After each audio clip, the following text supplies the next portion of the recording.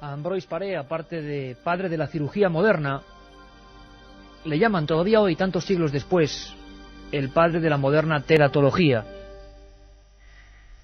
Aunque realmente, según los científicos, no es así. Ambroise Paré, que se hizo célebre en Francia, médico regio, curando heridas de guerra, realmente fue el primero que clasificó a los monstruos humanos. Buceando en su biografía, sabemos de una fecha y de una hora. 17 de enero de 1758. Eran más o menos las 8 de la noche. Ocurrió en Turín. Él acudía como médico. Era un parto, muy cerquita de un poblado llamado Chieri. Allí ocurrió algo que marcó y hizo variar su vida. Realizó una fecha y una especie de pequeña crónica para dejar en su cuaderno de médico bien anotado todo lo que había visto, con sus propios ojos.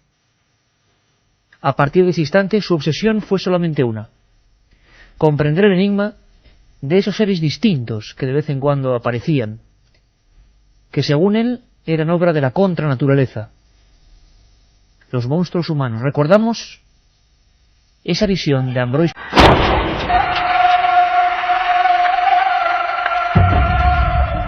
Fue un parto difícil. La campesina tuvo una hemorragia brutal que mantuvo ocupada la comadrona con varias toallas blancas intentando detenerla.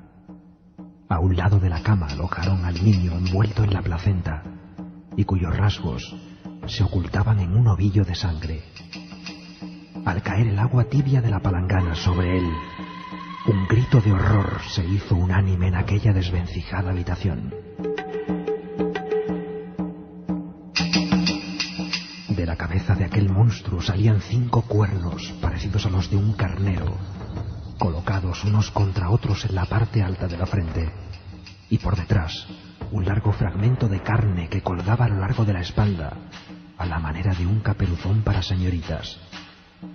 Tenía alrededor del cuello una pieza de piel doble, colocada a la manera de camisa completamente lisa, las puntas de los dedos semejantes a las garras de un ave de rapiña, y las rodillas en las corvas. Su pie y pierna derechos eran de un rojo vivísimo, y el cuerpo de un tono gris ahumado. La criatura lanzó un grito penetrante que espantó a todos los presentes y los hizo abandonar la casa. Después, se mandaron a varias personas y guardias en su busca. Pero aquel ente ya no estaba y jamás ha vuelto a ser visto.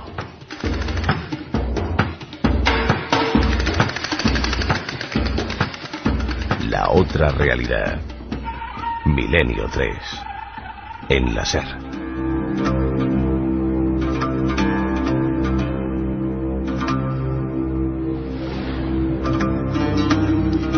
Yo no puedo olvidar hace unos años cuando tuve la ocasión de ver una de estas criaturas que quizá lo lógico sería no llamarlas monstruos, sino deformaciones congénitas, pero todavía hacia ellas tenemos una mirada distinta, una mirada que tiene mucha condensación de cosas arquetípicas. Nos da miedo lo desconocido, nos da miedo lo que es diferente a nosotros. Y estos seres, recogidos ya sobre todo a partir del siglo XVIII por la ciencia, parece que siguen siendo una muestra de todo aquello que se nos escapa, una muestra de cómo la propia naturaleza a veces realiza extrañas jugadas. Hay monstruos y monstruos, desde luego, porque es muy diferente ver esas malformaciones habituales que imaginarse, por ejemplo, hace no muchos años, qué ocurría cuando nacía un cíclope. Poca gente sabe que la ciclopia no es propia de las leyendas griegas tan solo, sino que es una malformación. Imaginaos la escena cuando venía al mundo una criatura de este tipo. ¿Qué se hacía? ¿Qué pensaba el ser humano? Algunos acabaron siendo pasto de la hoguera inquisitorial o mesa de sacrificios de otras culturas. Hoy va a ser un placer compartir este programa con auténticas autoridades forenses, psiquiátricas, autoridades médicas en definitiva. Reverte Coma uno de los padres de la antropología forense en España, que tiene su propio museo en la Complutense, en la Facultad de Medicina, en la zona de Medicina Legal, define perfectamente lo que todavía nos sugieren los monstruos, esos que yo pude ver en alguna ocasión dentro de botes de formol, mirándome con su único ojo y con la nariz probóscide. Ese es el nombre científico, pero para Paré era el cuerno. Para muchos era la imagen del vivo diablo. Reverte Coma expresa ese sentimiento de esta manera. Es algo naturalmente distinto de los demás, muy raro, y claro, pues da miedo, ¿no? Hay muchas personas cuando ven estos monstruos allí en el museo, pues se marean. Entonces, claro, yo procuro quitarle hierro todo lo posible, ¿no? Pero indudablemente que el ser humano siempre ha pensado en lo sobrenatural, que aquello era una cosa sobrenatural. Esta noche en Milenio 3 tenemos guías de excepción, no solo el profesor, el ilustre profesor Reverte Coma, sino también el psiquiatra forense más célebre de este país, 4.000 autopsias, y muchas veces se ha enfrentado también a estas criaturas en el sentido de la observación. No ha podido evitar la perplejidad que uno, por muy científico que sea, tiene que tener cuando ocurre lo extraño, o lo que era extraño hace un tiempo. Don José Antonio García Andrade, colaborador de este programa, nos habla de lo que ocurría con las madres, lo que pasaba con las personas que daban a luz a estos monstruos hace no tanto tiempo. Más que hablar de monstruos, debemos de hablar de deformidades congénitas. Entonces esas deformidades congénitas, de alguna forma, pues por el impacto que producían en la sociedad y el impacto que producían en la madre, que curiosamente la hacían sentirse culpable, pues verdaderamente llegó a tal extremo que muchos de los muchachos, de los fetos que nacían con alguna deformidad congénita, lo atribuían, estamos hablando de hace años evidentemente, pero lo atribuían a contactos sexuales que había tenido la madre con el diablo. Y entonces eso consistió ni más ni menos en llevar a muchas de las pobres madres, que además de la tragedia de tener un parto con un niño con una deformidad congénita, pues por si eso fuese poco, la llevaban a la hoguera y la consideraban un poco menos que hereje y demoníaca, que había tenido pactos con el diablo.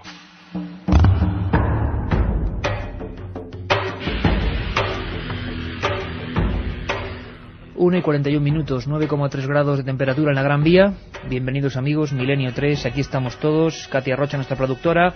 Juanma Frasquet, en los mandos de la nave del misterio, que hoy nos lleva al pasado, al presente, a la investigación, incluso a un tiempo mucho más arcaico, donde todo esto parecía obra de la maldición. Hoy en día la ciencia, por fortuna, ha despejado muchas incógnitas. Y por supuesto, Carmen Porter, buenas madrugadas. Buenas madrugadas, Iker. Tenemos además hoy una muy buena noticia, digámoslo así, que por fin tenemos, creo que poquísimos libros en España hechos por un doctor pueden tener tal cantidad de información.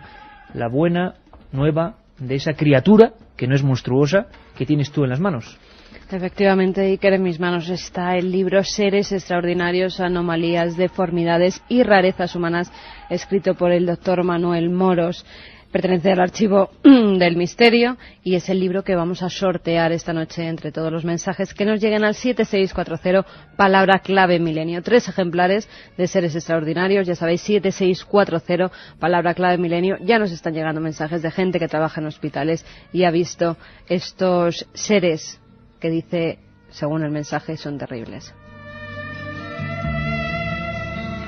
Pero sobre todo y ante todo vamos a hacer este programa con un profundo respeto. Eso sí, como somos humanos y no somos especialistas, sino periodistas, asombrándonos, como imagino cualquier persona que, por ejemplo, entra en ese museo, que muchos llamaban Museo del Horror, y que es un museo de antropología forense maravilloso del doctor Reverte Coma. Nos quedamos impresionados, nos quedamos cautivados, nos quedamos fascinados. El propio doctor Moros Peña, que nos acompañará luego desde Zaragoza, desde la cadena SER en Zaragoza, habla en su introducción de una mezcla de eso, de atracción y repulsión al mismo tiempo, lo que es distinto, lo que es tan distinto de nosotros que casi nos hipnotiza. Eso es lo que producen ahora todavía los monstruos dentro de esas urnas de cristal solitarias en algunos hospitales, y lo que producían hace mucho más tiempo, cuando incluso algunos de ellos, como nos contaba el doctor Andrade, eran llevados ante las llamas del fuego purificador.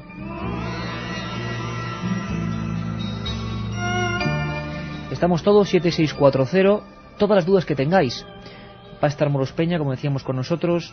si habéis visto algún caso de este tipo, qué opináis, qué pensáis. Teorías hay de todas las maneras y de todos los colores, y va a ser sorprendente cómo muchos científicos y padres de esta ciencia que tiene todavía algo de tremendista, como es la telatología, pues lo que opinaban hace bien poco, las leyes de Ambroise Paré, las pruebas con irradiación incluso en algunos cuerpos. Vamos a saber de científicos españoles que estuvieron metiéndose profundamente en el mundo de la manipulación genética para intentar crear monstruos, y lo van a contar ellos, no nosotros. Creo que merece mucho la pena. Carlos Barroso, como siempre, abre el telón. Los monstruos.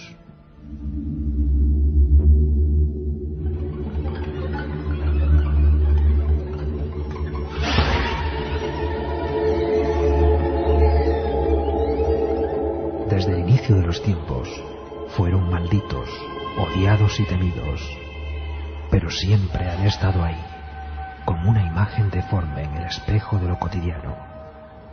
Son los monstruos.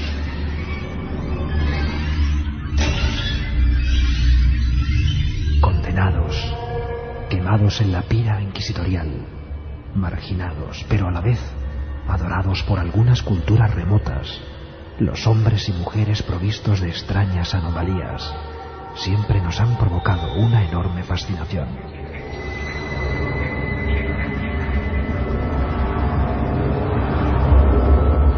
Esta madrugada, Milenio 3 penetra en su mundo.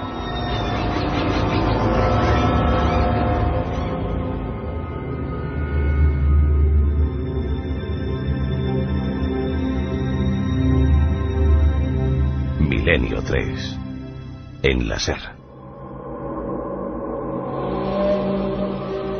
Todo dispuesto para el viaje, amigos. La nave del misterio, siempre en busca de conocimiento, de acercarnos a lo que habitualmente no se cuenta, ya está en marcha, ya está en órbita. Oye, Carmen, Ambroise Paré, le llamaban el señor de los monstruos, una figura digna de la novela.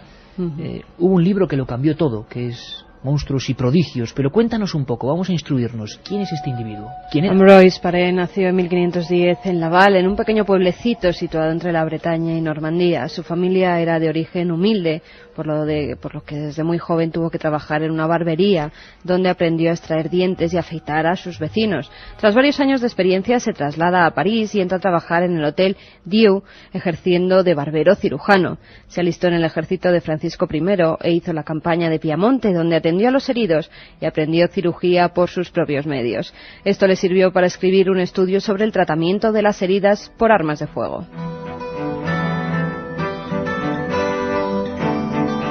Fue el primero en ligar las arterias para reducir las hemorragias, en introducir las prótesis, fabricando ojos, piernas y brazos, y llegó a ser médico de 4 reyes: Enrique II, Francisco II, Carlos IX y Enrique III. En 1575 publicó Des Monstres y Prodiges, Monstruos y Prodigios, una especie de bestiario medieval donde describía diversas criaturas prodigiosas que él mismo pudo contemplar o que amigos muy cercanos le describieron.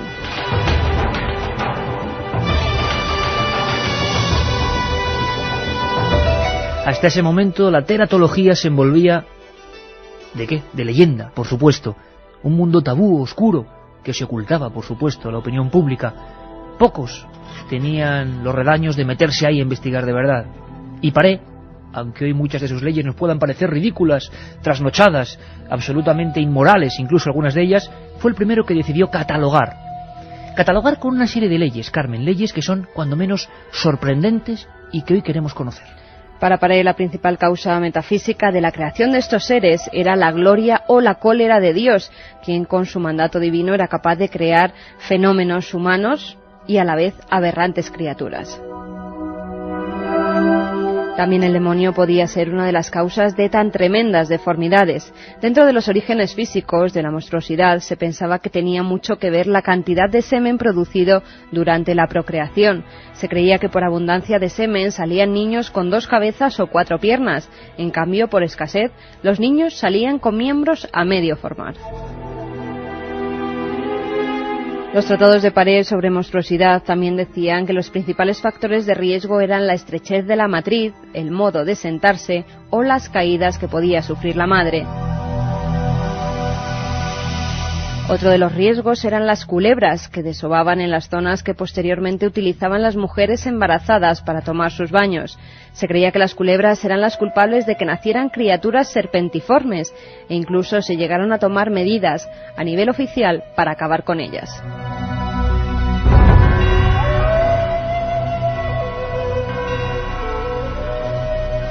Creo que tenemos ya la cadena SER en Zaragoza, y es un placer y un orgullo para nosotros contar con don Manuel Moros Peña, que podíamos hacer una breve síntesis de quién es para que lo conozca nuestro público. Manuel Moros Peña es licenciado en Medicina y Cirugía y especialista en Pediatría y áreas específicas. Es autor de decenas de publicaciones en revistas médicas nacionales e internacionales y de numerosos trabajos en congresos científicos. En la actualidad desempeña su labor profesional como pediatra de atención primaria en Zaragoza. Este, Seres Extraordinarios, es su primer libro.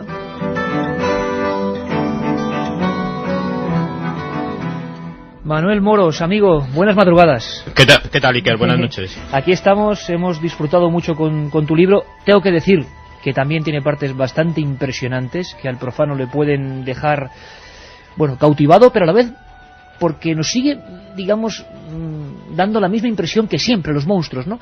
A los científicos, a los no científicos, vosotros mucho más acostumbrados a la investigación, por supuesto, pero el ser humano siempre ha tenido, como decía Manuel, esa fascinación ante lo distinto en forma humana, ¿no? Claro, yo pienso que es una mezcla de sensaciones, ¿no? Pues siempre, al ser humano, siempre le ha fascinado pues un poco lo que desconoce, al mismo tiempo te atrae porque tampoco sabes a qué se debe, te sientes muy afortunado de que no te haya pasado a ti, pero tampoco entiendes por qué no te ha pasado a ti. Yo pienso que es una mezcla de sensaciones, pero realmente innata al ser humano, ¿no? Ese miedo a lo desconocido, pero al mismo tiempo esa fascinación, ¿no? Yo creo además que das una de las claves, lo comentas en el prólogo de tu libro de Seres Extraordinarios, impresionante además cuando uno lo relee.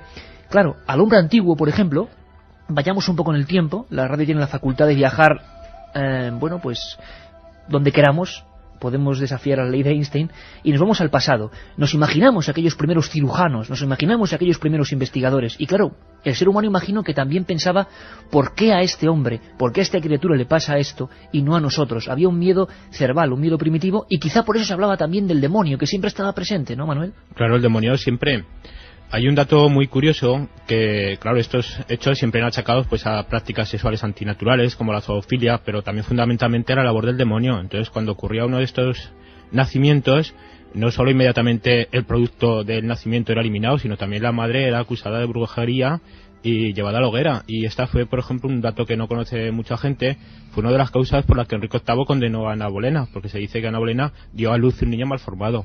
Y era causa directa prácticamente para ir a la pira. Prácticamente, porque claro, no se entendía que pues de forma natural Dios pudiera traer al mundo pues uno de estos desafortunados seres. Entonces, naturalmente, era obra del demonio.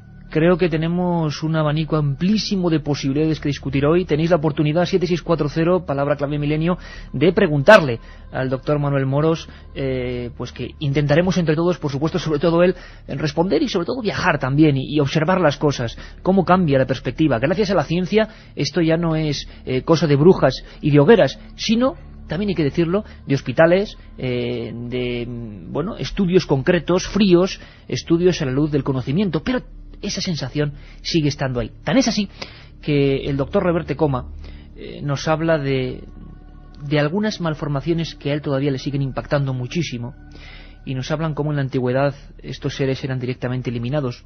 Porque fíjate, Carmen, qué curioso, ya no solo es que fueran un mal para la familia donde nacían, fueran un mal sobre todo para esa pobre madre que no tenía culpa de nada, sino que sobre todo podían considerarse un mal para toda la comunidad, porque el nacimiento de determinado tipo de monstruos como los cíclopes se veían como malos augurios, como una especie de señal del destino, una señal macabra. Los cíclopes, yo creo que es lo que más impresiona, ¿no? Un individuo que nace con un solo ojo en el centro y un pequeño opérculo que le cae encima como si fuera un párpado, pero móvil, ¿no? Tienen poca vitalidad, pero antiguamente, en la Grecia antigua, los lanzaban a esos monstruos por el monte Taigeto abajo, porque no querían monstruos de ninguna clase, hasta el punto de que pensaban que tenían problemas luego, tendrían problemas, y tenían una especie como de supersticiones, ¿no? Premoniciones. Cuando aparecía un monstruo de estos, es que algo iba a ocurrir.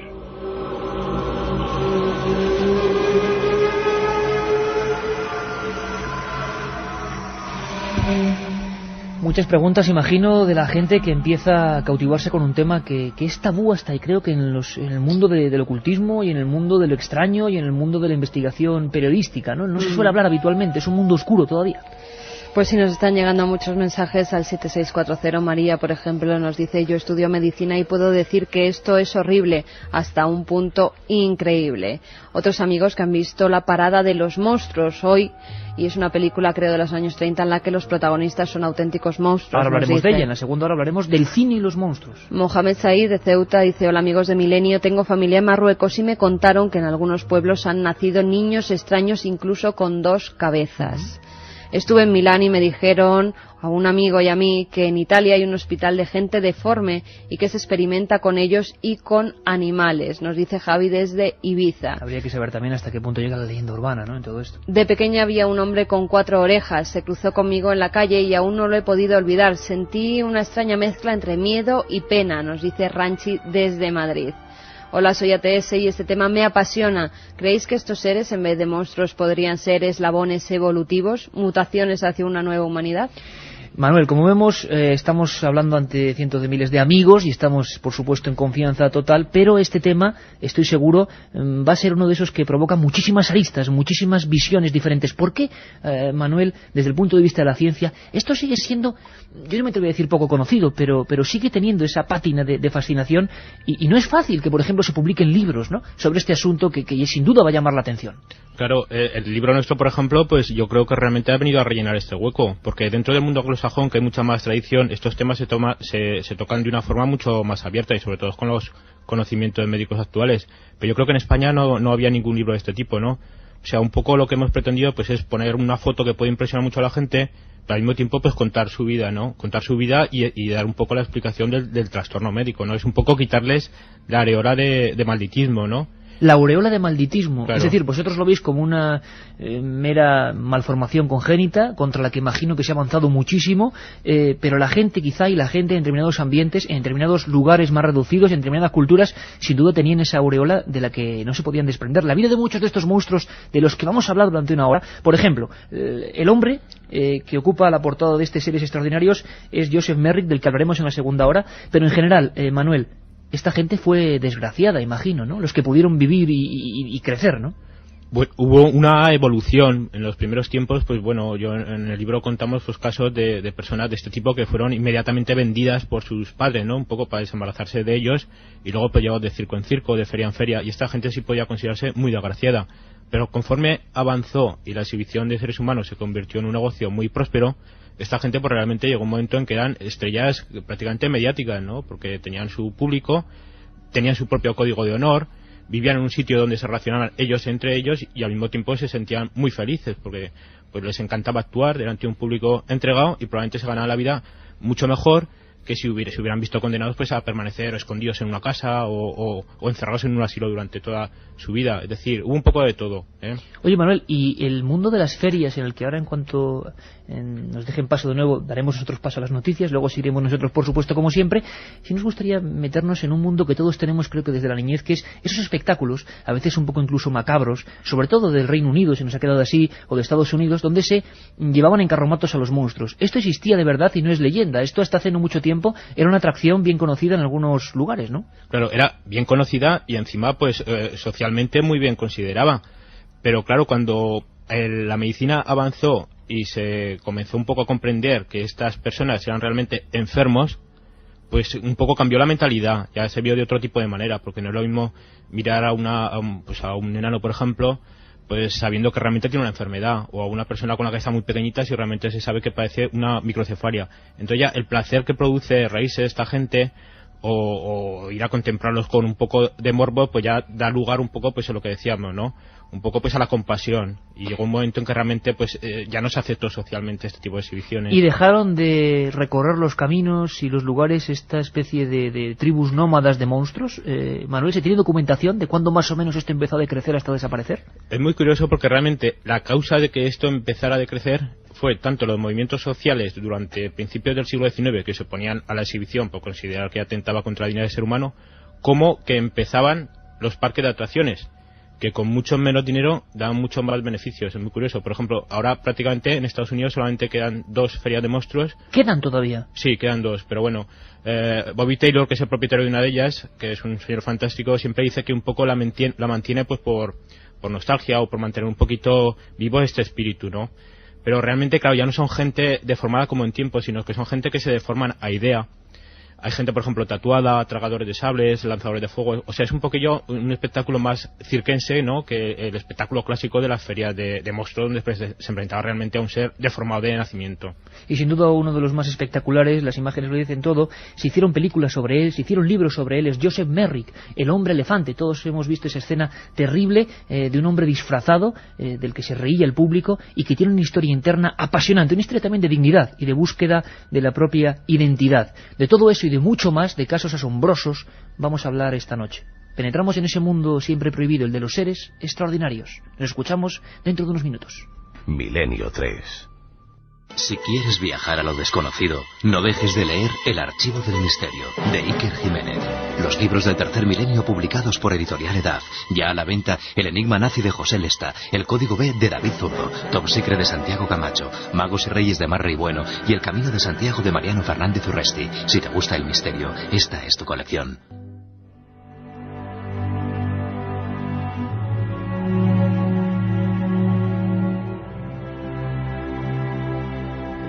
Seguimos viajando rumbo al mundo de los monstruos, un mundo prohibido, y un mundo que nos ha dado figuras estelares, como Joseph Merrick.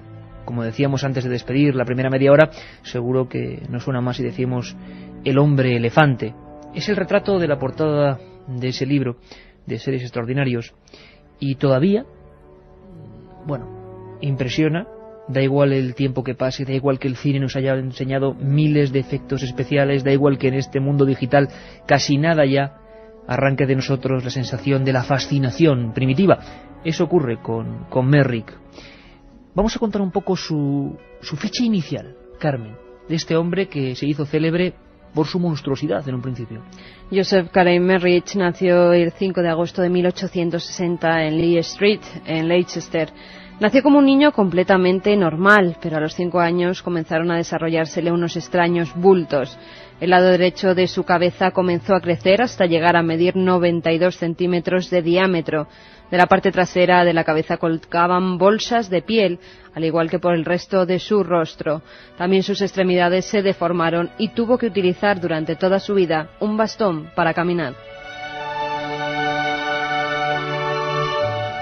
Con 11 años pierde a su madre, que muere de bronconeumonía, y él queda desamparado. Su padre vuelve a contraer matrimonio y la madrastra decide que debe ganarse la comida, por lo que con 13 años comienza a trabajar en una fábrica de cigarros.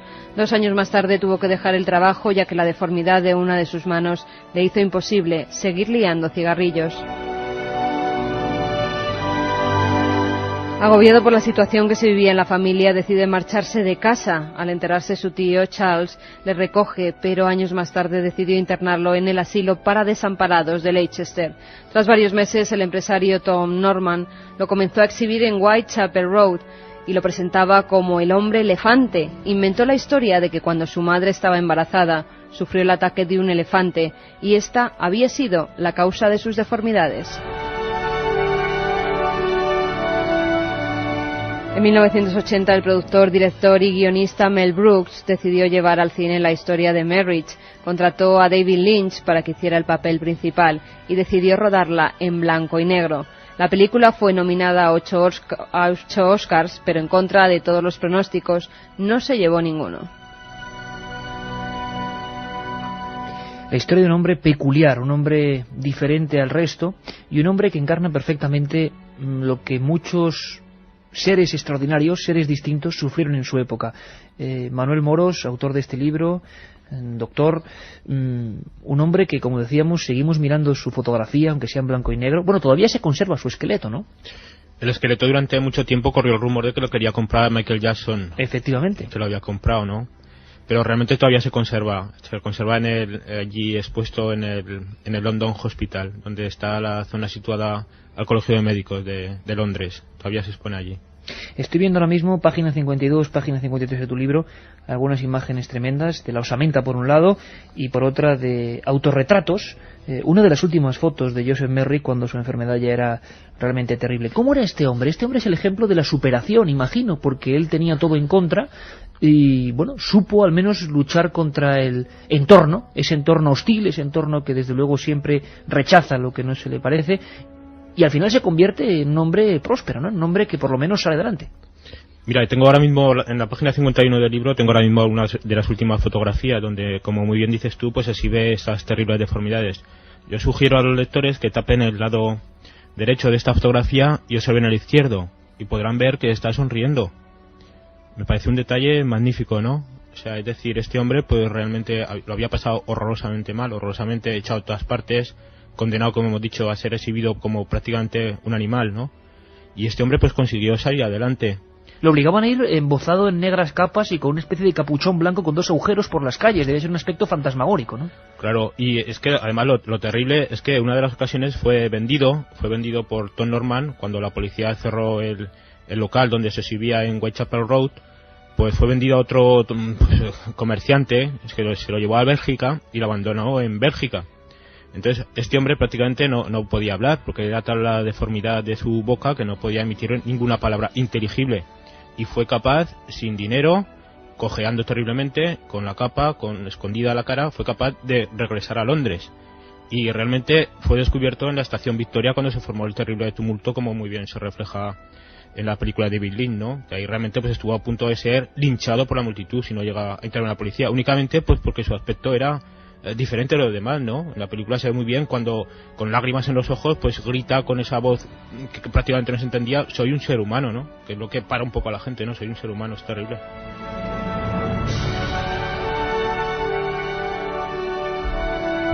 Terrible historia, la del hombre elefante, y que ahora mismo todos seguro tenemos en mente, y muchísima gente. 7640, ya sabéis, sorteamos 3 ejemplares de este Seres Extraordinarios, publicado por EDAF, publicado y escrito por Manuel Moros, y estoy seguro que mucha gente también se está acordando de esta historia. En este caso, Manuel, se convierte también, vamos a decirlo así, se demuestra que la realidad siempre supera cualquier ficción, por mucho que sea cinematográfica. Cuando vemos las fotos reales de esta historia, nos damos cuenta que el celuloide se quedó hasta corto, ¿no? Claro, es que realmente lo que aterra es que son de verdad, ¿no? O sea, a mí mucha gente me lo dice, ¿no? Cuando ven esta serie de fotos, como muy bien dices tú, acostumbrados a ver toda clase de efectos especiales de monstruos en el cine, la gente dice, ¿son de verdad? Entonces cuando dice, sí, claro, son de verdad, entonces la gente todavía siente más repulsión, podemos decirlo así, ¿no?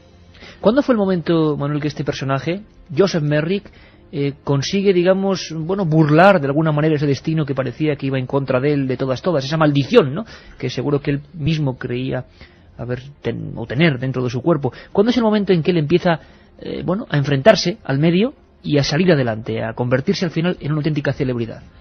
Bueno, Joseph, el momento clave es cuando conoce al doctor Treves, que era un cirujano, que era un gran cirujano que trabajaba en el London Hospital, que está prácticamente cruzando la calle de donde era exhibido Joseph. Entonces este cirujano se preocupó por él y fue el quien primero confeccionó esta especie de disfraz para llevarlo al hospital, ¿no? Para sacarlo a la calle, llevarlo allí. Allí le hizo fotos, lo estudió, lo presentó delante de sus colegas en un intento de que alguien por fin encontrara pues si había alguna especie de cura, ¿no? Realmente después de la primera exploración, pues todo el mundo se quedó muy asombrado, nadie sabía lo que era exactamente aquella enfermedad y de luego todos tenían muy claro que no había ninguna cura. Fue en este momento cuando sus destinos se separaron, pero fue nuevamente rescatado en la estación Victoria, por esas cosas del azar, porque en esta primera exploración el doctor Treves le entregó una de sus tarjetas. Entonces cuando Joseph consiguió volver a Inglaterra a la estación Victoria, cuando fue la policía allí, pues le registraron un poco para ver si había algún tipo de documentación y encontraron la tarjeta y lo avisaron. Y fue él el que lo fue a buscarlo y lo llevó al London Hospital, donde estuvo viviendo hasta el final de sus días. ¿Cómo muere este hombre, Manuel? ¿Cómo muere? Es que es muy difícil, claro. Lo fácil sería decirte pues que se suicidó, pero yo no pienso que se suicidara. Joseph realmente era consciente durante toda su vida de que él no podía dormir tumbado como las demás personas, porque su cabeza era tan enorme que el momento en que se tumbaba caía hacia atrás y lo obstruía la tráquea, provocándole una muerte segura. Esto lo supo durante toda su vida y por eso dormía acurrucado. Quiere decir que para él lo fácil habría sido, cuando peor estaba, es decir, cuando lo llevaban de feria en feria tal, lo fácil habría sido suicidarse en ese momento, pero supo aguantar el momento. Y yo creo que ya, pues en el año 1890, cuando él vio que estaba socialmente reconocido, que la gente lo quería, ¿no? Que realmente habían visto al ser humano que había detrás de aquella terrible apariencia. Porque ocurre eso, hay ese giro en la gente, en su entorno más cotidiano. Claro, es que hay que pensar, pues que la primera vez que el doctor Treves lo reconoció, pensó que era un retrasado mental, pero era simplemente porque no podía articular palabra debido a la deformidad de su boca. Entonces, en un primer momento, él pensó que era un retraso mental. Cuando lo conoció, vieron que era una persona fantástica, maravillosa, sensible. Era un gran artista. Consiguió hacer una maqueta de una iglesia teniendo en cuenta que desde su habitación solamente se veía una parte de ella. Es decir, construyó el resto de la maqueta solamente con su imaginación y con su única mano sana. Es decir, era un hombre fabuloso. Yo quedé fascinado con él realmente. No nos extraña, desde luego, que desde el punto de vista médico y como escritor uno se queda absolutamente asombrado de lo que es capaz del ser humano en esas circunstancias. Claro. Entonces, ¿tú crees, la versión oficial sería que se suicidó? ¿Por qué? Porque una noche ocurre lo que, bueno, muchos ya quizás esperaban. Aparece muerto por la presión de su propia... Claro, él siempre dormía acurrucado y aquella noche se tumbó. Pero él era consciente de que iba a morir. Pero yo no pienso que fuera un suicidio. Yo pienso que él, pues eso, había llegado un momento en que pues él se sentía muy bien. Pienso que pensó aquella noche que las cosas solamente iban a ir a peor y decidió, pues bueno, poner fin a una vida que en aquel momento, pues para él había llegado a su punto álgido, ¿no?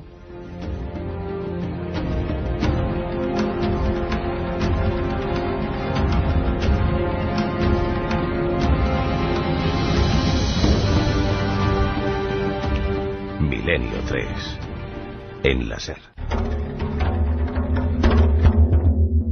La otra realidad. Fenómenos extraños. Milenio 3 en la SER.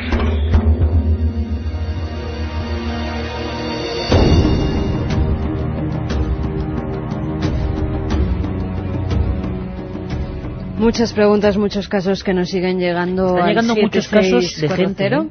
Efectivamente, Iker, hay muchos casos de gente, sobre todo, que cuentan lo que le cuentan sus madres y sus abuelas. Por ejemplo, Fernando de Alcoy nos dice: una amiga de mi abuela estuvo embarazada de un feto con pico que mató al gemelo antes de nacer. Asun desde Zaragoza dice: mi madre me cuenta que en época de su abuela nacían niños como bolas de pelo y que mordían a su madre. Bueno, imagino que también, Manuel, muchas veces...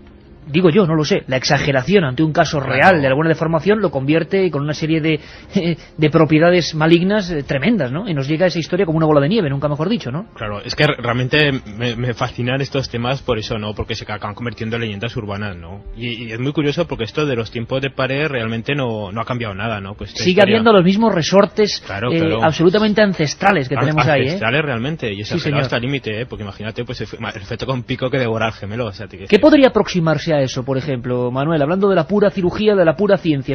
¿Puede haber alguna deformidad de un ser humano que le haga parecer a alguien, por ejemplo, si están hablando de abuelas de hace 80 años, de hace 70 años, que tenga pico, y se convierte eso en una realidad que va pasando de familia en familia, imagino, ¿no? Hombre, más bien estos casos son de que realmente hay casos de que, bueno, siempre un gemelo pues es un poquito más grande que el otro, ¿no?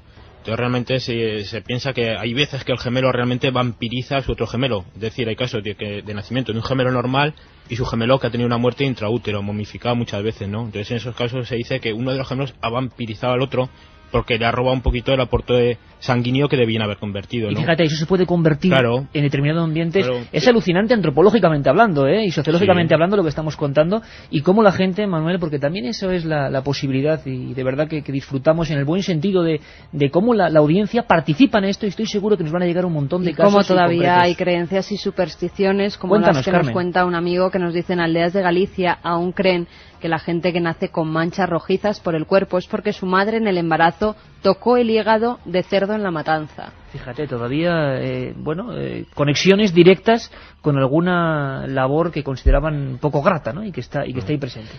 Jordi desde Logroño dice: una conocida alquiló una farmacia para un negocio. Lo que allí encontró fueron frascos con fetos mal formados en formol. Bueno, esto es lógico, ¿no, Manuel? Es decir, la forma de conservación de estas criaturas, imagino que todavía es la misma, o no sé si ha variado esto con el tiempo. No, eso no ha variado. Lo que pasa es que eso, claro, pues forma parte siempre pues de la clase médica. Es decir, en cualquier facultad de medicina tienes algún bote con un ser mal formado, ¿no? Claro, y es al profano el que le da miedo o al que le asombra, claro, imagino. Claro, sí, básicamente es eso, sí. Es muy curioso esto que habéis comentado también pues esto de los antojos y estas cosas, ¿no? Que esto realmente es curiosísimo, que viene de los tiempos de Hipócrates, ¿no? O sea, la teoría de la impresión materna pues es de Hipócrates. Y sigue ahí presente. Sigue ahí, sigue ahí, y es imposible convencer a nadie de que no, ¿eh? Es imposible. Ya puedes decir tú que son malformaciones vasculares, que la gente sigue diciendo, sí, usted dirá lo que quiera, pero la madre quería fresas y el marido no se las consiguió, ¿eh? Y aquí tiene el niño la fresa, claro. Esas leyendas que incluso hacen poner nombres a los pueblos. Manolo de Alicante, por ejemplo, nos dice en Jaén, en un pueblo llamado Arroyo de Lojanco, se llamaba así porque en la fundación del pueblo en el siglo XIII había un cíclope que vivía en una cueva junto al río. Claro, y el cíclope en muchas partes de la España legendaria, de la cultura de los pueblos, se llamaba Ojáncano, ¿no? Ojáncano o Pelojáncano, por ejemplo, en algunos lugares. Y eso dio origen al nombre de un pueblo. Javi desde Tenerife dice, habría que preguntarse si la burla y desprecio de la condición humana no hace de nosotros los verdaderos monstruos. Sí, probablemente en muchas ocasiones, ¿quién era más monstruo? ¿Joseph Merrick siendo apaleado en la estación o los que le apaleaban? Eso está clarísimo. Vamos un momento viajando, de verdad que es un viaje fascinante, amigos, y siempre gracias a vosotros. Nosotros ponemos la investigación, ponemos a los expertos y sois vosotros los que estáis aportando un montón de cosas también. Hablábamos de una película, Carmen, de Freaks, que además recientemente se ha reeditado en DVD y está provocando todo tipo de sensaciones, ¿no? Como provocó en su época, ya antiquísima, cuando la Metro-Goldwyn-Mayer se atrevió, ni más ni menos, a sacar una película que precisamente no eran monigotes, ni eran figuras vestidas de Drácula, ni era Frankenstein, eran seres auténticos, seres de carne y hueso, y estaban ahí. Algunos de los productores de la Metro-Goldwyn-Mayer y algunos de los especialistas en cine en Estados Unidos que hablaban de este fenómeno desde diversas perspectivas, pues realmente todavía se seguían asombrando, tantas décadas después, esto producía una sensación muy distinta, esa sensación de la que estamos hablando constantemente, que rodea siempre este tema. Escuchamos esos documentos.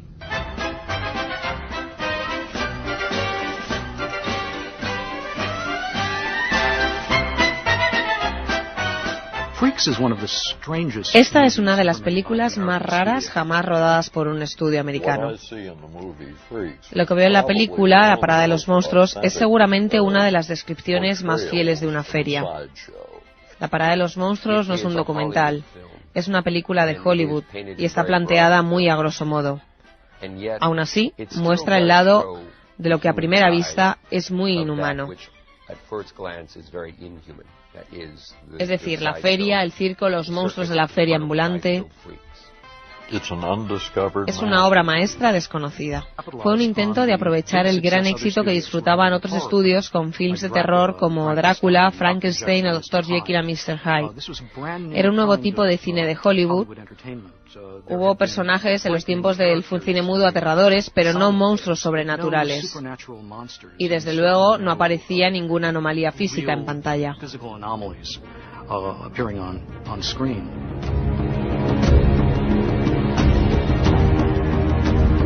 Milenio 3, con Iker Jiménez, en la cadena SER. Escuchábamos la voz de nuestra productora Katia Rocha interpretando, pues lo que decían los expertos de la Metro-Goldwyn-Mayer. Aquí estamos todos oscuras como siempre, y nos preguntáis muchos por cuándo vamos a hacer ese programa con público aquí en el Estudio 1. Lo organizaremos, claro que sí, para que veáis Milenio 3 por dentro. Juanma Frasquete en la nave del misterio, poniéndonos músicas maravillosas, diversas bandas sonoras en esta ocasión, que de verdad nos hacen viajar con la imagen, viajar con el pensamiento, que es la fuerza de la radio. Hoy, en este mundo tan apasionante y a la vez contradictorio, por lo que, despierta en nosotros mismos. Freaks, La Parada de los Monstruos, sin duda la película clave de la que también se habla en el libro de Manuel Moros, en Seres Extraordinarios, como un antes y un después, imagino, en la forma de ver a estos individuos. Carmen, cuéntanos un poco la historia de esta película. La película está basada en un cuento que publicó Todd Robbins en la revista Pulp Science Magazine. A la Metro-Goldwyn-Mayer le llamó la atención y le compró los derechos para que Tod Browning la llevara a la gran pantalla. El director decidió recurrir a verdaderos fenómenos de la naturaleza. Contrató a Prince Radian, que era el torso viviente, un negro de la Guayana británica que carecía de miembros, a Pete Robinson, el hombre esqueleto, a Olga Roderich, la mujer barbuda, Josephine Joseph, que era mitad hombre y mitad mujer, las siamesas Daisy y Violet Hilton, los enanos Harry y Daisy Earls, a Cuckoo, que era la mujer ave, y a los microcéfalos, o también llamados cabeza de alfiler, Cid, Pip y Schilte, entre otros. A Browning no le resultó difícil recrear el lugar donde se desarrolla la trama, ya que él mismo había trabajado en un circo, al igual que los actores que la protagonizan. Se trata de la venganza de un artista enano que se enamora de una bella trapecista. Esta se burla de él e incluso le intenta asesinar, pero tanto él como el resto de los monstruos se dan cuenta y se vengan desfigurándola y convirtiéndola en la mujer gallina. Según los rumores que se propagaron durante el rodaje, la Metro tuvo que disponer comedores apartados de los demás miembros del personal del estudio, ya que no querían comer con ellos. Tan solo el director se reunía con los monstruosos actores. La crítica desde el principio se opuso a que se estrenara la película e incluso hubo manifestaciones en contra. También países como el Reino Unido prohibió que se emitiera este film. La tildaron de aborrecible, obscena, grotesca y extravagante. Su fracaso comercial llevó a la productora a rebajar su duración inicial de 90 minutos a 64. La película duró muy poco en las pantallas, ya que todos los cines la retiraron enseguida. El film se guardó en los archivos de la Metro y muy pocas veces fue repuesta.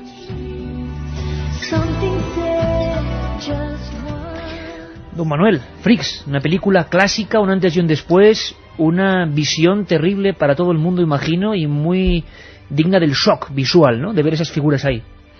Hombre, yo también pienso que para todo el mundo que haya visto la película, la escena del banquete de bodas, ahí realmente se ve quién es el monstruo. Realmente el monstruo allí son Cleopatra y su amante Hércules, que son... O sea, seres humanos normales, ¿no? Claro, esa es... o sea, la palabra clave de esta película es que pretende hacer ver la humanidad detrás de la monstruosidad, pero también la monstruosidad delante de la humanidad. Realmente en esta película los monstruos verdaderos y terribles son los humanos, digamos humanos entre comillas, ¿no? O sea, la gente aparentemente normal son los peores de la película. Realmente el código de honor que se establece entre ellos es decir eso, ¿no? O sea, el que hiere a uno, hiere a todos. ¿Y era así eso, Manuel? Es decir, la vida de estas figuras era como aparece en Freaks, que en definitiva es, digamos, la vida cotidiana de una serie de personas en carromatos, en circos, y algunas muy impactantes. Hay que decir que no se llegaba al límite de ciertas monstruosidades, que por lo que nos contarás ahora parece que es que esos monstruos tan raros, rarísimos, como los que nacen sin cerebro, o los que tienen un solo ojo, claro, esos viven muy poco. Estos que ya eran adultos, bueno, pues realmente se concentraban, ¿no?, para ir a esa especie de representaciones. Claro, hay que esta gente, bueno, Barnum, por ejemplo, en su American Museum, lo que hizo fue establecer pues un hogar para ellos. O sea, es decir, pasaron de ser gente que iba pues en carromato de pueblo a pueblo tal, pues a vivir en un sitio y a tener sus propios códigos, porque eran gente que en algún momento de su vida seguro que se habían sentido rechazados por el resto de la sociedad. Y entonces se convirtió en una especie de gueto, de microcomunidad. Yo no me atrevería a decir un gueto, porque decir un gueto, pues eso, ¿no? Pues como, no sé cómo decir. Peyorativo, sí. Sí, claro, o sea, pero es como decir, pues como si la gente de un equipo de fútbol, pues se juntan para hablar de su equipo de fútbol. Yo tampoco lo considero un gueto. Pienso que estaban muy a gusto entre ellos, ¿no? Se aceptaban cada uno como era y no había ninguna clase de prejuicios que podían encontrar al salir a la calle. Manuel, fue tanto el impacto de Freaks en lo que es la sociedad de aquella época, quizá había mucha gente, imagino, que no tenía acceso a esas ferias ambulantes y que en el cine, con lo que supuso el cine en esa época, demostró a todo el mundo. ¿Fue tanto el impacto? Yo no lo entiendo muy bien. O sea, no entiendo muy bien el impacto porque en Estados Unidos, sobre todo, o sea, era una tradición que venía de muy lejos de exhibir a gente. O sea, por el American Museum de Nueva York, que era el museo de Barnum, en los 5 primeros años llegó a pasar toda la población de Estados Unidos. Es decir, o sea, ni en Islandia en sus 5 primeros años llegó a pasar tanta gente. Es decir, que la gente estaba muy, digamos, acostumbrada a ver esta clase de gente.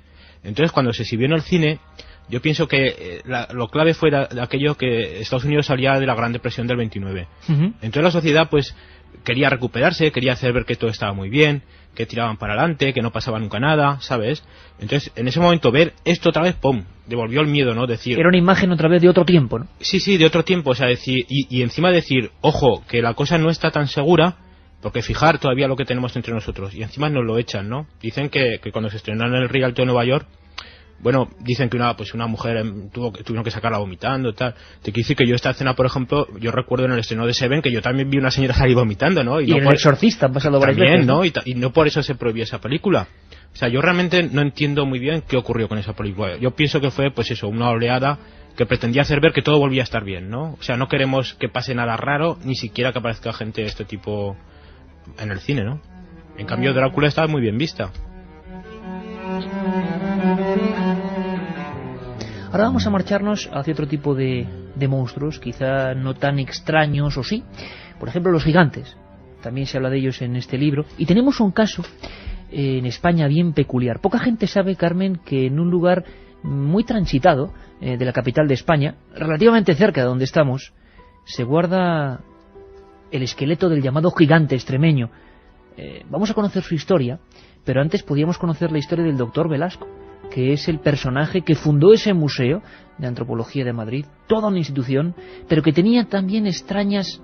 ¿Cómo decirlo? Este mundo ha traído a gente que también, a pesar de ser físicamente normal, tenía cuando menos extrañas aficiones. La historia del doctor Velasco y de su hija supuestamente embalsamada o momificada dio la vuelta al mundo. Nos la cuenta Clara Tahoces, que hizo también un libro maravilloso, Guía del Madrid Mágico. Bueno, ese museo fue fundado en 1875. Él fue catedrático de Operaciones y Anatomía de la Escuela de Medicina de San Carlos, en Madrid también, y él residía con su mujer y con una hija que tenía de 15 años, Conchita, en una casa muy cercana al museo. Y bueno, es un personaje muy peculiar porque introdujo pues toda la época de los descubrimientos en España, y una de las cosas que se le atribuye en una leyenda, pero que tiene cierta parte de realidad, es el haber embalsamado a su propia hija. En efecto, su hija contrajo se habló que de tuberculosis, en realidad fueron unas fiebres tifoideas, y parece ser que el doctor Velasco, desesperado, le dio un bebedizo y la niña falleció. El prometido de la niña y el padre, desolados, se encerraron varios días en la casa y no salieron para nada. Y se especuló que esto es lo que estaban haciendo allí con el cadáver. Entonces, al parecer, embalsamaron a la niña y la tenían con un permiso especial en su propio domicilio, y de ahí ya surge la leyenda negra de que el doctor Velasco sentaba a la mesa a comer a la niña con su mujer, con el prometido, y que incluso la llevaba en coche de caballos a pasear por Madrid.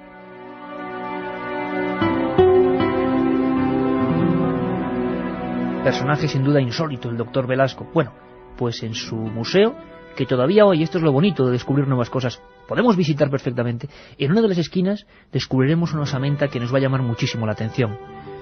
Es la historia de Agustín Luengo Capilla, que llegó a medir, dicen, 2,35. Luego, al hacer los procesos de embalsamamiento o de extracción del esqueleto, se redujo parte de esa dimensión. 2,35. ¿Nos imaginamos esto hace tantos años? Imaginaos cómo pudo ser la vida de este hombre que nació en un pueblecito de Badajoz. Nos lo cuenta Clara Tahoces. Era un personaje muy peculiar, que medía 2,35 metros a causa de una patología. Era lo que se llama un gigante patológico acromecálico, que es una especie de tumor que le hace segregar una cantidad de hormona del crecimiento exagerada, concretamente la somatropina. El gigante extremeño, que se llama Agustín Luengo Capilla, vivía nacido en un pueblo de Alcocer, en Badajoz, hacia 1849, y trabajaba en un circo. Pues era el único modo de vida que encontró en aquel momento. Pues la verdad es que la gente era muy cruel, ¿no? Algo parecido a lo que le ocurrió al famoso John Merrick, el hombre elefante inglés. Y la historia enlaza con el doctor Velasco, del que hemos hablado antes, porque Velasco compra en vida el cuerpo de este gigante, le ofrece 3.000 pesetas, que una parte se pagó en vida del propio Agustín, y la otra parte se le pagó a la familia una vez fallecido, y realizó un vaciado del cuerpo, preparó el cadáver, y con este vaciado encogió otros 10 centímetros, y los huesos actualmente se exponen en el Museo Nacional de Antropología, fundado por el propio Velasco, y bueno, la verdad que es impresionante verlo por el tamaño que tienen.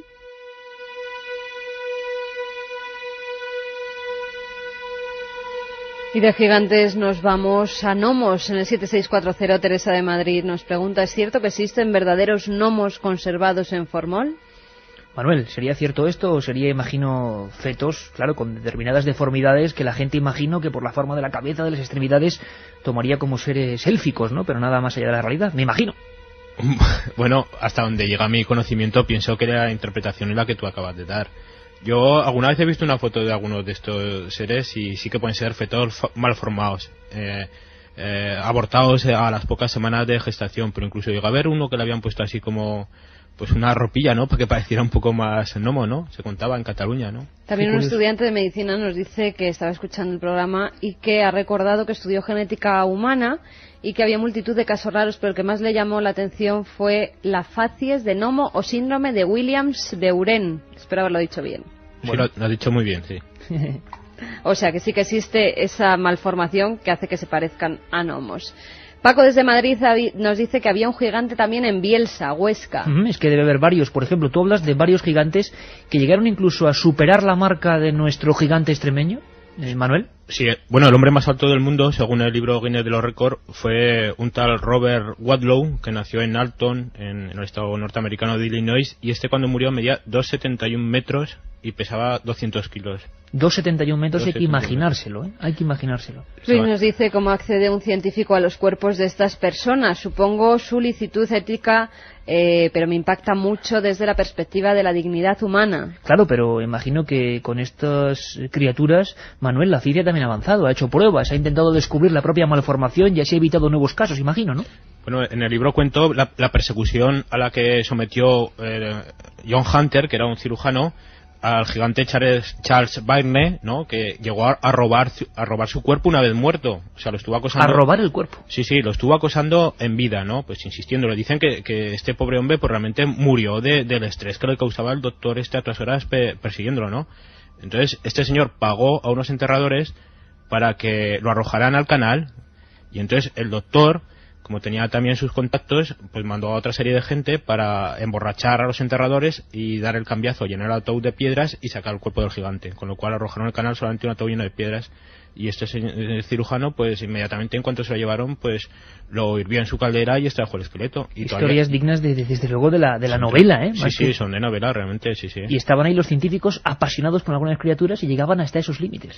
Gracias al esqueleto de ese señor se llegó años más tarde a saber cuál era la causa del gigantismo, ¿no? Porque... Es decir, que un monstruo sirvió para comprender una situación anómala, ¿no? Claro, es que los médicos pues lo que decimos es eso, ¿no? Que el nacimiento pues de uno de estos seres lo que tiene que hacer es pues hacer ver al médico que hay que seguir adelantando en esta serie de ciencia, ¿no? En la morfogénesis, ¿no? O sea, entender por qué ocurren estas cosas.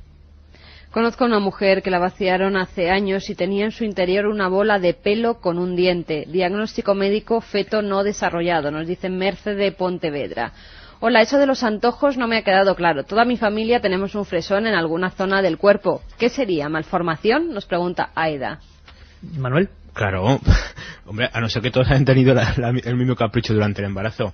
Eso se trata, si no todos tienen de adultos esa mancha, son malformaciones vasculares, que es una especie, pues, como digamos, tumores benignos que duran toda la vida, pero que no tienen en absoluto ninguna relación con ningún capricho de la madre. Lo que pasa es que es muy fácil, cuando el niño nace con alguna de estas cosas, que la madre recuerde que en algún momento, por ejemplo, algo la asustó, o se le tuvo el capricho de algo que no se le concedió.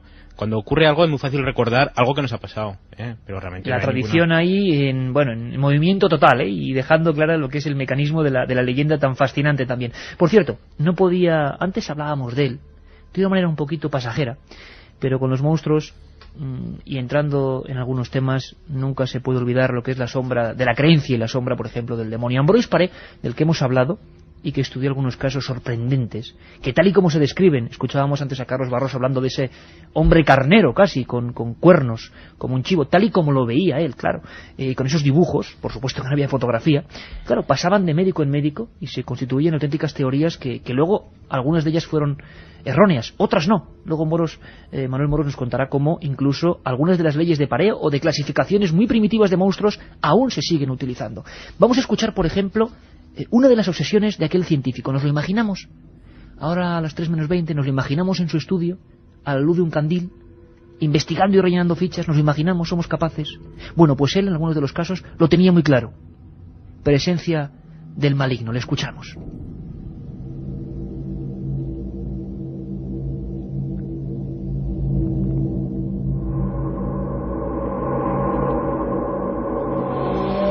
Los monstruos penetran en los cuerpos de recién nacidos, haciéndoles hablar con la lengua fuera de la boca, por el vientre, empleando diversos lenguajes desconocidos, pudiendo provocar temblores en la estancia, deformarse su rostro y fascinar y deslumbrar con los ojos.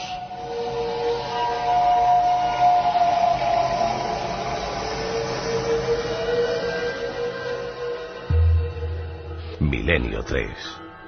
En la SER. La otra realidad. Milenio 3. En la SER.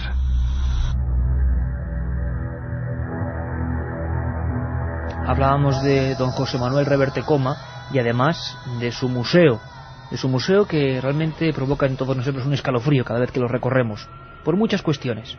Padre, se puede decir, o uno de los grandes de la antropología forense en España, nos habla de una curiosa coincidencia en todas las culturas. Todas ellas han tenido esa fascinación y terror o pavor a los monstruos. De los monstruos se puede estudiar desde un punto de vista mitológico, mitos de fertilidad, folclórico, mitos creacionales, por supuesto desde los griegos romanos, pasando por todas las tribus que yo he estudiado, indígenas de todas partes del mundo, todos tienen monstruos.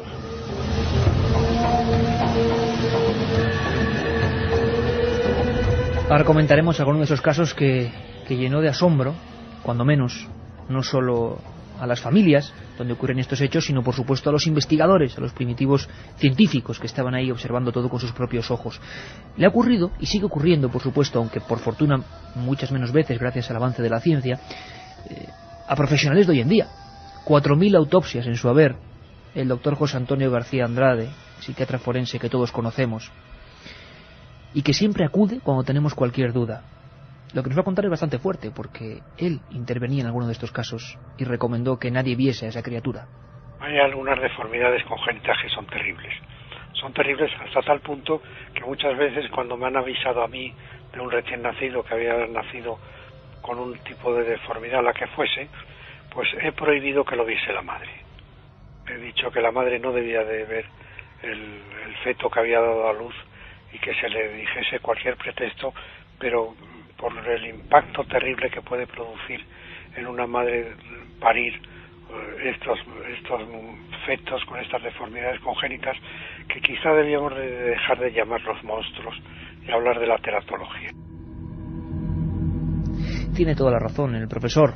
Más que monstruos, teratología, y de la que además podemos aprender para un futuro. Y por supuesto, amigos, que la gente, si no se toma las cosas muy a pecho, tranquilidad total, porque hoy en día la ciencia puede casi siempre diagnosticar estos hechos. Hay gente que está un poco aterrada, ¿no? Nos escriben algunos oyentes que van a ser papás dentro de 2 semanas y están aterrados. Y que va a ser genial, va a ser genial, y le mandamos un abrazo, pero estamos hablando de una cosa que a la ciencia le ha intrigado, y que nos intriga a nosotros, y que está ahí, por supuesto, y de la que podemos siempre sacar una versión positiva. Pero es cierto también que el miedo, el pavor, la creencia, la antropología y movimiento que tanto nos apasiona en Milenio 3 está presente. Por ejemplo, si revisamos algunas de las fichas antiguas de Paré, nos encontramos descripciones, como decíamos antes con don Manuel Moros Peña, auténticamente dignas de la novela Carmen. Por ejemplo, algunas de las fichas que aparecían en Monstruos y Prodigios. Por ejemplo, en 1517 narran que nació en la parroquia de Bois-Leroy un niño con el rostro de rana. Según los rumores del momento, decían que la causa del nacimiento de ese ser fue que una mujer mayor, una vieja, recomendó a la madre que para curarse la fiebre que tenía durante el embarazo no había mejor remedio que coger una rana viva en la mano y no soltarla hasta que muriera. Aquella misma noche fue concebido ese ser monstruoso. En Italia y Alemania también en el siglo XVI hubo una mujer con 2 cabezas, la cual vivía de la caridad pública, como solía pasar en muchos de estos casos que estamos viendo. Su pista se pierde en Baviera, donde se le acusó de hechizar a las mujeres embarazadas para producir monstruos como ella. Se dice que ambas cabezas estaban vivas y que se movían y hablaban simultáneamente o por separado, teniendo en cuenta cada una personalidad propia. El 1 de noviembre de 1562 nació en Gascuña un niño que carecía de cabeza, pero tenía los ojos en la espalda y las orejas en los hombros. Este ser fue reconocido por el doctor Hautin, que era amigo personal de Ambroise Paré. Ambroise Paré. Doctor Don Manuel Moros, la verdad es que hay casos que, claro, viéndolos con la perspectiva del tiempo son sobrecogedores, pero hay monstruosidades que pudieran llegar a tanto. Es decir, quizá la que más impresiona, desde luego nosotros, y cuando hemos tenido la oportunidad de acercarnos a algún caso de este tipo, no son, por ejemplo, las de las 2 cabezas o varios brazos, que, bueno, sabemos que puede ocurrir. Pero sí, por ejemplo, y la gente se está sorprendiendo en 7640 con la ciclopia. Los cíclopes existen, ¿verdad? No es una cosa que yo me invente y están ahí. Imagino que hoy en día la ciencia puede actuar, ¿no? ¿Sería la monstruosidad más extraña, más fuera de lo común? Yo pienso que la más terrible, sin ninguna duda, la más terrible. Yo pienso que de todo el libro, pues las fotos dedicadas a esta malformación son las más terroríficas, incluso pienso que para cualquier médico, por muchas cosas que haya visto, pero sin ninguna duda además. Fíjate, Manuel, que tengo en uno de mis viejos libros, yo realicé, bueno, pues una inspección del museo, que por supuesto recomendamos en la Facultad de Medicina Legal en Madrid, en la Complutense, con el maravilloso doctor Reverte Coma, que aparte de ser un encanto, con sus 82, 83 años, el tío es un aventurero. Yo cuando tenga esa edad quiero ser como Reverte Coma, eso desde luego. Pero él, bueno, me analizaba ciertas fotografías, ciertas imágenes, porque, por ejemplo, muchos de estos monstruos, ya no solo con el demonio, que sería una cosa del pasado, sino con la proximidad en el tiempo, con el siglo XX, fueron asociados a otros fenómenos extraños. Por ejemplo, los ovnis, la creencia en extraterrestres, todo ese tipo de cosas se unió también. Voy al documento concreto.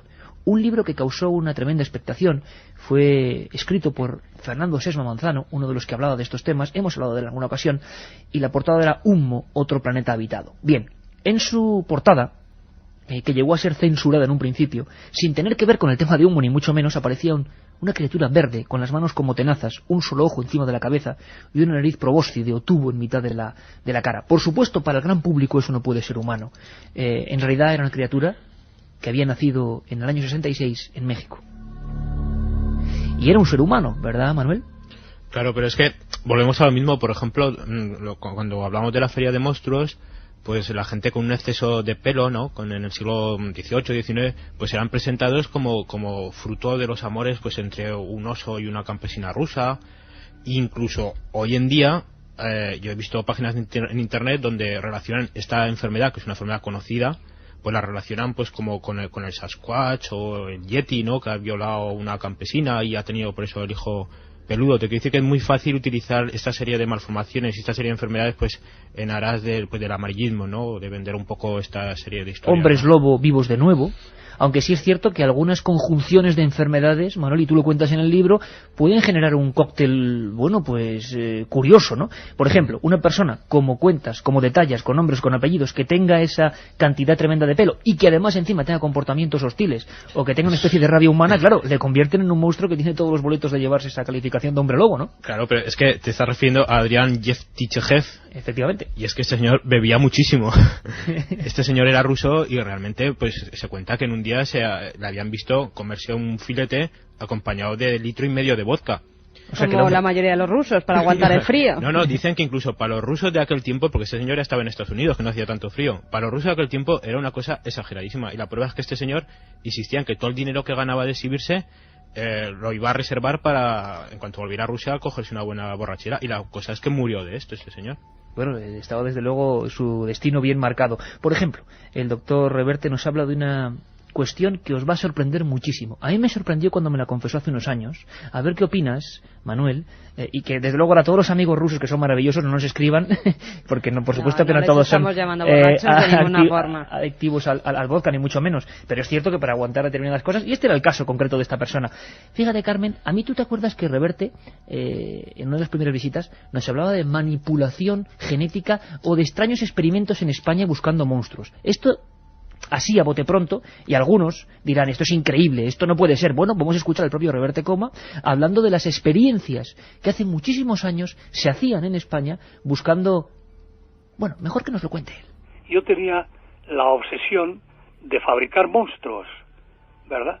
Entonces tuve una beca, el Instituto Cajal de Investigaciones Científicas, 2 becas consecutivas, ¿no? Y tenía la misión de estudiar un micromanipulador de Chambers, que es un instrumento que nadie lo conocía todavía, estaba sin abrir, lo habían traído de Alemania, yo lo abrí, y entonces inyectaba en ratas, en huevos de gallina, etcétera y tal, sustancias diversas para que de alguna manera se alterasen los genes, ¿no? Y efectivamente, además los irradiaba, las ratas las irradiaba, y las ratas salían a lo mejor con 2 cabezas, o salían a lo mejor los pollos con un solo ojo, porque había quitado uno de los elementos fundamentales del globo ocular, y además también yo intentaba sacar gallinas de 4 patas, porque así se podría repartir mucho mejor económicamente en la familia. Pero en fin, eso, trabajé mucho en ese tema, haciendo estas cuestiones. Milenio 3, en la SER. Estamos descubriendo cosas, que eso siempre es bueno. Es más, Reverte nos hablaba de esa posguerra terrible y de que se buscaban las castañas, o mejor dicho, los muslos en este caso, para intentar amortizar una situación que era de franca penuria, pero siempre con el trasfondo, nos imaginamos ahora, con su bata blanca investigando y buscando nuevas fronteras. La relación entre animales y hombres en esas leyes de los monstruos siempre ha estado muy presente. La conexión con animales, vista siempre desde el punto de vista de que es algo impuro, la acusaban a esa relación de posibles monstruos. Hubo casos en los archivos de Paré, ¿verdad, Carmen? Sí, hubo casos como el que se produjo en 1571 en Amberes. La mujer de un impresor llamado Michael dio a luz a un monstruo de cuerpo de perro y cabeza de gallo. Según contaron, la criatura murió al poco de nacer, pero antes de fallecer, pues lanzó un grito que estremeció a todos los que se encontraban a su alrededor. Claro, esto no lo decimos nosotros, lo dice ese libro Monstruos y Prodigios, que es el que inicia esta especie de viaje al mundo de los monstruos. Pero la creencia en algunas culturas todavía hoy de que la relación con animales produce eso sigue estando viva. Nos lo cuenta el psiquiatra forense don José Antonio García Andrade. En algunos pueblos y en algunas culturas, incluso más que hablar, por ejemplo, de la fecundación que había sido objeto la madre, era una fecundación por animales, por chimpancés o por monos o por algún tipo de bestialismo, y que ese era lo que daba lugar a embarazos con fetos deformes.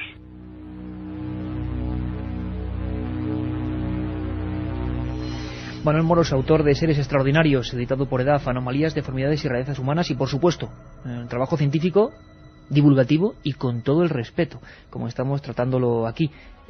Sorteamos 3, 7640, palabra milenio. Manuel, es cierto que esa relación con los animales siempre ha dado mucho juego para las teorías antiguas sobre los monstruos, ¿no? Claro, la zoofilia era casi siempre el principal culpable de esas malformaciones. Hipócrates, por ejemplo, fue el primero que la rechazó de plano, ¿no? Diciendo que, claro, el periodo gestacional del ser humano es diferente del de otros mamíferos, entonces era imposible que alguien que pudiera tener relaciones con una vaca pues naciera, por ejemplo, un ternero con cabeza humana, ¿no? Él ya decía que lo que pasaba es que había diferentes malformaciones congénitas que podían hacer recordar el aspecto de algún animal. Es decir, el caso del niño con cara de rana que habéis comentado antes, que es muy interesante, eso realmente es un síndrome que se llama una anencefalia, que es la ausencia tanto de cerebro como de bóveda craneal, con unos ojos protuyentes del recién nacido, y realmente su aspecto puede recordar al de una rana. Y más en el siglo XVI. Claro, por supuesto. Como estamos hablando, la época de Paré, siglo XVI, y de repente observan esta figura. Claro, la repercusión era inmediata y el comentario era absolutamente rapidísimo, imagino, entre los profesionales de esa zona. Por ejemplo, el caso que hablábamos de Chieri, en Turín, un ser supuestamente con cuernos, con garras como un ave, con caperuzas, decían ellos, de piel, también tendrá hoy en día un nombre científico, ¿no, Manuel? Ese caso lo he oído y yo pienso que está muy deformado por el paso del tiempo. Yo también pienso que es una anencefalia. Una anencefalia por como describen la forma de la cabeza, por el pliegue que tiene en el cuello, y luego ya estas malformaciones de manos y pies pienso que es un poco exageración, ¿no? O sea, o se iban contando de unos a otros y se iban un poco exagerando las características físicas, ¿no? El ejemplo más claro es el monstruo de Ravenna, que nació en 1512, ¿no? Tengo el gráfico delante de mi cara ahora mismo. Claro. Es una historia preciosa porque es un auténtico monstruo y sin embargo luego ¿qué había? El monstruo de Rávena, pues claro, tú lees la descripción inicial y pues bueno, tenía dos alas, tenía un cuerno en la cabeza, acababa su cuerpo acababa en una especie de extremidad como un ave de rapiña, y realmente es un caso que hoy en día, por ejemplo, yo he visto artículos en los que se hace referencia, es una combinación de ciclopía y sirenomelia en un mismo recién nacido. Entonces, por supuestísimo, no tiene, pues como pone Paré, ni genitales masculinos y femeninos a la vez, ni tiene una garra al final. Yo pienso que es un poco deformado. Es muy y la visión lógica de un mundo que imagino que era muchísimo más cerrado y con menos información, por supuesto. Claro, y Paré además, pues quieras que no, a pesar de ser un hombre muy adelantado a su tiempo, todavía está muy impregnado de las teorías y las supersticiones medievales. Había teorías que todavía, Manuel, se mantienen, ¿no? De alguna manera él, ordenó los monstruos y algunas todavía, a grandes rasgos, por supuesto, se mantienen. Sí, se mantienen bastante fieles a su clasificación. La clasificación que es más aceptada hoy en día probablemente sea la de los doctores Gould and Pyle, que le hicieron en 1896. Ellos agrupan 12 clases diferentes de... 12 clases, sí. Y 1896. Y todavía, digamos, seguimos basándonos en esa investigación. Sí, sí.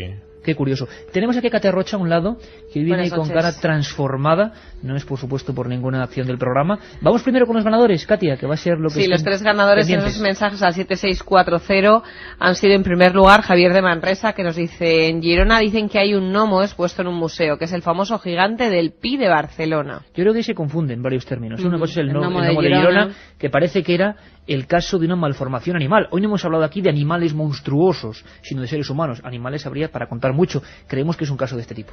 Ana de Bilbao es la segunda ganadora y en su mensaje nos decía que le interesa la sociología del cuerpo, que hay una revista, La Ortiga, que publica sobre freaks. Podríamos dar referencias bibliográficas, así que qué mejor que este libro de Manuel Moros Peñas, Extraordinarios, publicado por EDAD. Y si quieren más información, la Biblioteca Nacional, por ejemplo, hizo una exposición maravillosa hace unos 4 años. El catálogo quizás se pueda pedir a la propia Biblioteca Nacional. Reeditaron el libro de Paré también. Reeditaron hace poco el libro de Ambroise Paré, y yo creo que hay material interesantísimo. Y si no, ir al Museo del Profesor Reverte Coma y ahí lo puede ver. Por supuesto. En vivo y en directo. Bueno, Gael es el tercer ganador y nos dice que estudia medicina en Santiago y en una sala hay fetos siameses y deformes embalsamados. Cada vez que los veo me estremezco. Bueno, pues para él el tercer libro es Extraordinarios, editado por EDAD, de Manuel Moros Peña, para que se estremezca aún más, que a mí me ha parecido impresionante. Bueno, seguimos con mensajes de oyentes, ya no ganadores.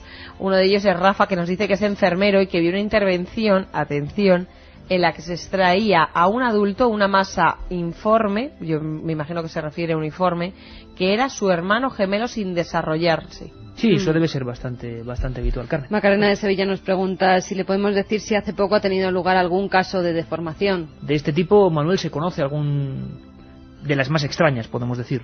¿A qué se refiere? Hay conocimiento, imagino, que igual pregunta por el cíclope. Yo me acuerdo de historias, hace 2 o 3 meses que surgió un caso de sirenomelia. En Perú, sí. Que era y que el mismo doctor Manuel Moros Peña nos lo contó aquí. Sí, también en Italia, por ejemplo, hace poco también nació una niña parecida. No era un caso extremo, sino que tenía las extremidades inferiores fusionadas como si fuera la cola realmente de un pez, y esa niña probablemente la habrán conseguido separar ya.